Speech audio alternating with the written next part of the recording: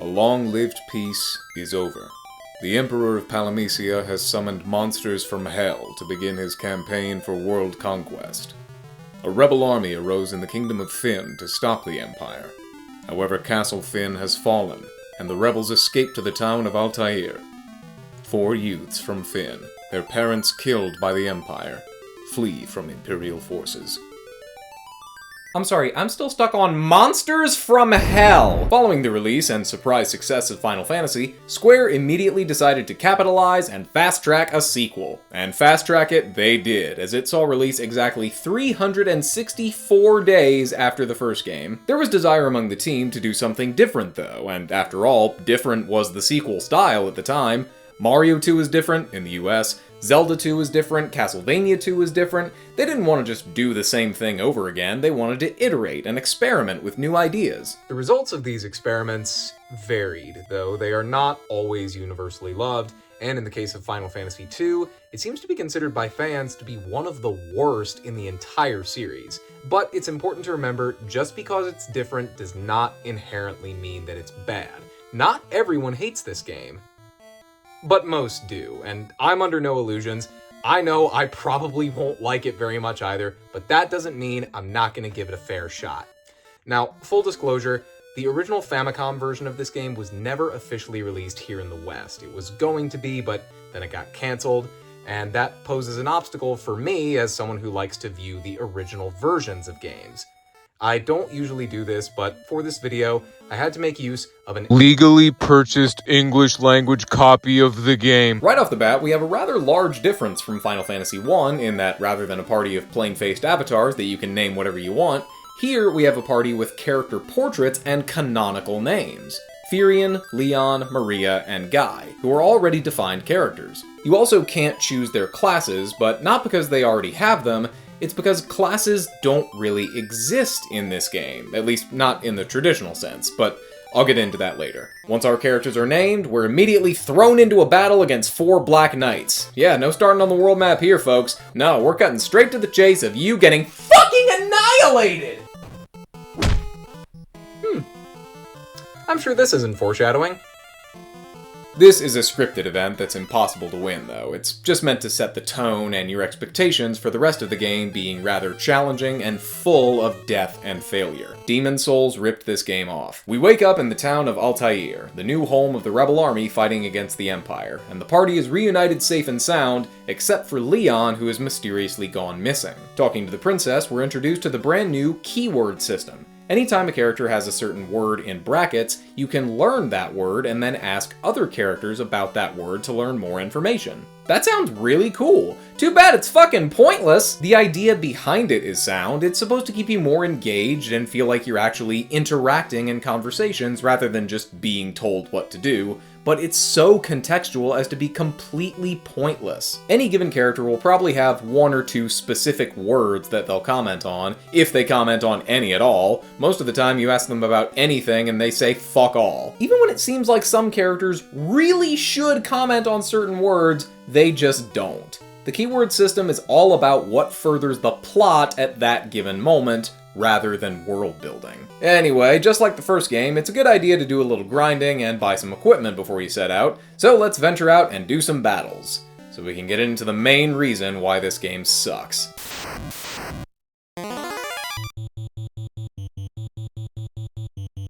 The battle system is largely unchanged from the first game, except for one main addition, being that rather than being allowed to move characters around the vertical lineup, everyone here is set in stone. Firion is always going to be in the top slot, Maria in the second, Guy in the third, and whatever guest party member you have will always be in the 4th slot. But you can change which row they're in. Final Fantasy II incorporates a front and back row for your party, where people in the front row will be able to easily attack, but also be more vulnerable to attacks, but people in the back row are safe from basically all attacks except for bows and magic.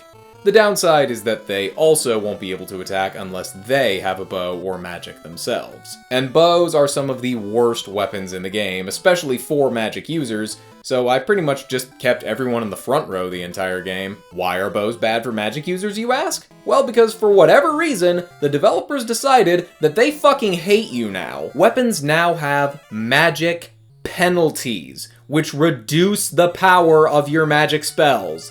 What? I can't think of any good reason why they would implement this. It serves no purpose other than making your life more miserable. Speaking of miserable, the progression system. Yeah, it's finally time to talk about this. The one thing I would say ruins the game and decimates any level of fun it may have had. Because Final Fantasy II doesn't have level ups. Not in the traditional sense anyway. You won't get experience points at the end of battles. Instead, every one of your stats levels up individually. So if you want to get better with swords, for instance, just use swords more, and your skill with them will increase. That makes sense. And if it was just weapon proficiencies, that would be one thing. But when I say every stat levels up individually, I mean every stat levels up individually. Strength, agility, stamina, accuracy, intellect, even your hit points and magic points. And the only way to gain hit points is to get hit, which sucks, but it's another good reason why you should just leave your party in the front row. Because if they're not getting hit points, they're not gonna last in the late game. Oh, and magic is even worse, because rather than just having one distinct magic level, every single spell has its own level and has to be increased individually by casting over and over and over again. Want to level your cure spell? Well, fuckle the buck up, cuckaroo, because you're gonna have to cast it about 50 times to gain a single level. There is one thing you can do to help yourself though, and it's one of the most hilariously awful oversights I've seen in any game ever. To rack up a bunch of casts without actually casting, just select a spell, or simply attack with a weapon, select a target, then cancel the attack. Then do it again. And again. And again. And again. The game doesn't track actual attacks, it only tracks selected attacks. I guess it doesn't even matter if it hits or not, it just matters if you try. But you don't even have to try, just target, cancel, target, cancel, target, cancel. Have fun doing this for every spell you want to level. I guess they figured it wouldn't be a Final Fantasy game unless it was broken in hilarious ways, because just like the first game, there are programming errors galore. The target cancel bug is the most game-breaking, but there's plenty more where that came from. For instance, another thing this game added was the option to dual-wield weapons by selecting one for each hand. But even though it plays an animation for the second weapon, only damage from the first weapon is actually dealt. There's also a few items like the Ripper that don't fully work as intended, even more magic spells are bugged than in the first game, and all of that is hilarious, yes, but the target cancel bug is so monumentally inept, and I can't believe nobody caught it. It defines the game to me. A shitty leveling system with a completely brainless workaround. And because of the shitty leveling system, progression is a chore rather than a reward. I get that the intent was to have flexibility, so basically any character can fill any role, but I'd say they failed in that goal. Yes, you can get rid of Maria's bow and put her in the front row as a melee fighter. Yes, you can get rid of Guy's axe and have him fill the role of White Mage. I don't know why you would do that because he has the lowest intellect of any character, but you can. However, you really only have that flexibility at the very beginning of the game. What you have the characters do in the opening hours informs what they'll be doing for the entire game, because they already have stats in those specific categories. So why the hell would I decide to give Firion a spear halfway through the game if he's gonna suck with it? I've had him with a sword this entire time, and thus, that's his highest weapon skill. So what's the purpose of changing things now? Let me answer my own question, nothing! So just stick with what you know and you'll be fine, except no you won't! Because enemies in this game also cast spells. A lot. Way more than they did in the first game, and it's almost always status effects, like blind, poison, stone, etc. They each have items that can heal them, but items can't be used in battle unless you equip them to a character. So your best bet is to use the Esuna spell, but oh wait, Final Fantasy II hates you. Esuna will only heal certain ailments at certain levels, and again, it takes about 50 casts, sometimes more, to gain just one single level. And the target cancel bug only helps if you can keep from going insane from the mind-numbing repetition. So at certain points, you'll be afflicted with certain status effects, and there's nothing you can do but cut your losses and try to crawl your way back to the nearest town, or more often, just reset and hope your luck changes. Good fucking lord. So yeah, it's not very good. But hey, what about the story, huh? The developers said they wanted to have more of a narrative focus this time around, and sometimes a good story can help push you through a bad game. And, you know, I gotta say, this is an NES game. What the fuck did you think I was gonna say? I respect the desire to tell a compelling narrative and create memorable characters, especially on a platform as limiting as the NES. But then you actually have to try. The story of Final Fantasy II exists, it's there, but it's one of the most bland and uninteresting I've ever experienced. The story is that there's an empire that's evil, trying to take over the world, and they want to do this because evil. That's it. I will give them credit, they tried to lean in a darker direction with tragic characters, numerous deaths, and entire towns getting wiped off the face of the earth. It's really surprising just how many characters straight up die, but even more surprising that I don't give a shit about any of them. Like, almost every guest party member you have sacrifices themselves in heroic fashion, and the game treats it as this grim, deeply sad moment, and I'm just like, I don't care! I don't know you! You had like 3 lines of dialogue and acted as nothing but a space filler! How am I supposed to care? That sentiment extends to the entire story, by the way, as none of these characters have enough dialogue, or well-written dialogue anyway, to actually feel like characters. The first game didn't have any real memorable characters or a particularly in-depth plot either, but it wasn't trying to have either of those things. What they had worked perfectly fine, but here, it's just extremely lackluster. You know what else the first game did better? Literally everything, but in particular, world navigation. This overworld is such a fucking hassle to get around, and what really kills it is the fact that after every dungeon and every main objective is cleared, you have to make the trek all the way back to Altair.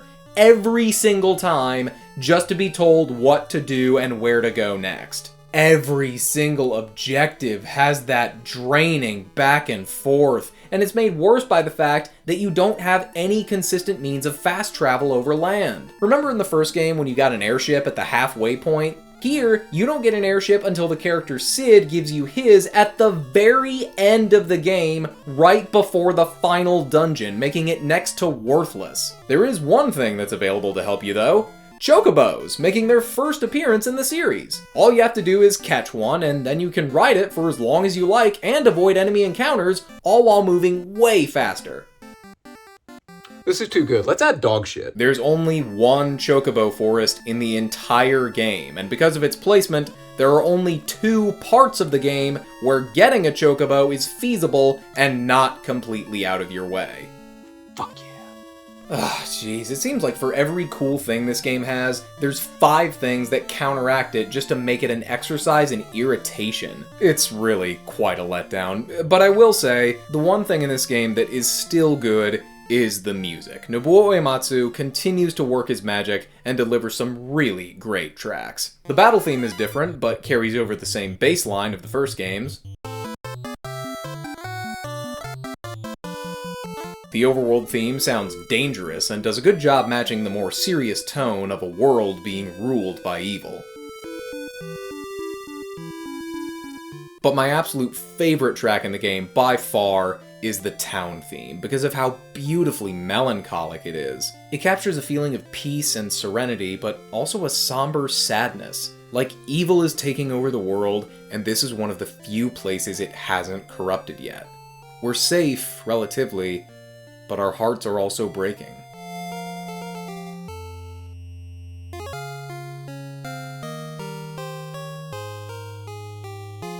Oh, and the first Chocobo theme, that's good too. But a nice soundtrack is not nearly enough to save a bad game. It's not worth playing, and it's even not-er worth finishing. The final dungeon is actually 2 dungeons back-to-back, which you cannot save between, and it's the most confusing and maze-like of them all, designed to whittle you down and drain your resources. This goes for most of the dungeons here, by the way, and while I didn't mind grinding dungeons multiple times in the first game, here I just wanted to be done with them. Mainly because the first game actually had a fucking level up system.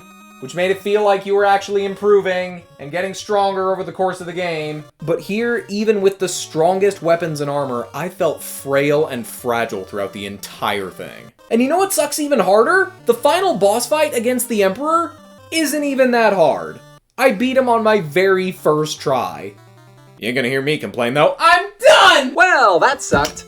Can't say I'm all too surprised considering what the internet said, but yeah, that was pretty lame. It sucks all the more because the bones of a good game are here, and the skill leveling system is a good idea, but they went way too far with it, making it irritating and more limiting than anything. Square did take this system and further refine it in their later Saga series, but the first attempt was a rough one, and very much not worth checking out. It is an important step in the evolution of the series, and it did introduce numerous things that would become series staples, like a character named Cid, Chocobos, and Mithril, but that's sadly its only noteworthy achievement. Final Fantasy II was a huge disappointment following the excellent original. It was an absolute slog to get through, and I cannot recommend it to anyone.